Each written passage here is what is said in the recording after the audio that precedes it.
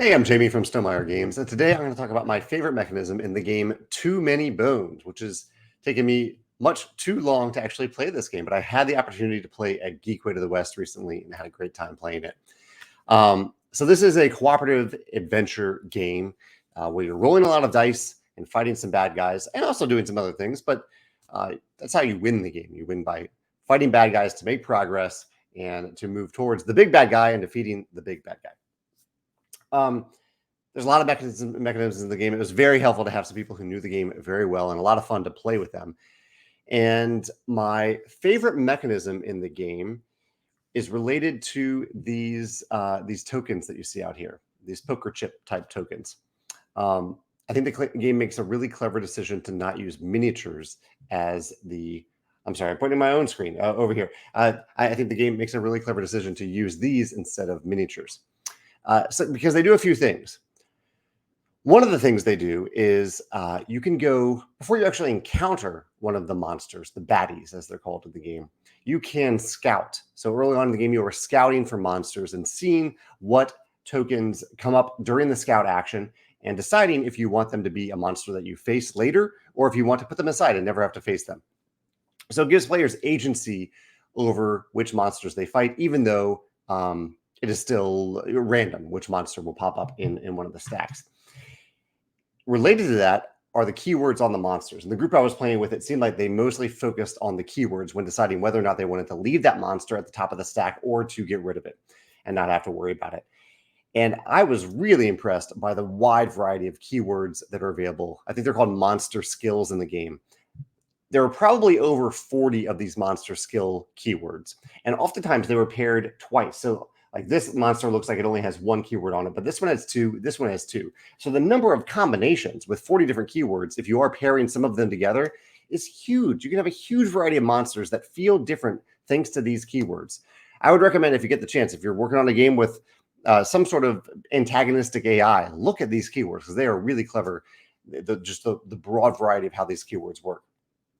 And I think it is somewhat maybe inspired by Dungeons and Dragons, so maybe they were partially inspired by that. But it's a great list that leads to a ton of variety in the bad guys. And most impressively, I would say, is that almost every description of these keywords is a single line. So it's not like a long paragraph of text you have to figure out. You read a single line, you understand it, you move forward.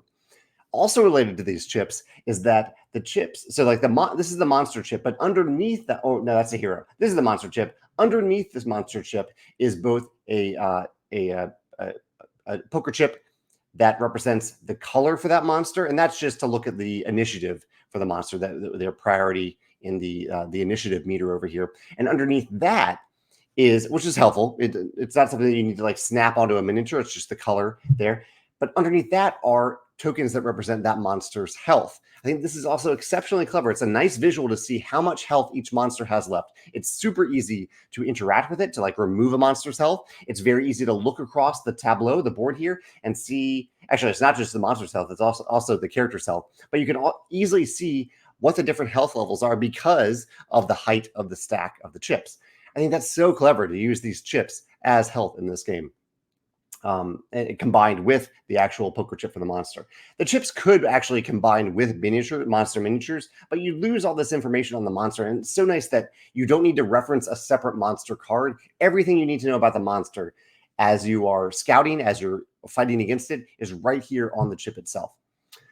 The one other thing I should mention about this game is the use of bones. We didn't actually, in our session, we played a shorter game of Too Many Bones. We didn't actually use the bones all that often, but I thought it was really neat in a game where you're rolling dice and there are dice faces, the bones, that don't help you. You generally don't want to see them unless they actually start to accumulate, because they'll add up during an encounter and they might add up to a big, powerful ability. And even along the way to that big, powerful ability, they might result in something that's still good for you to use. So I like that in a game where you're rolling dice, where even if you don't roll the dice that you want, or you don't get the results that you want, that the bad result might actually add up to something good in the end.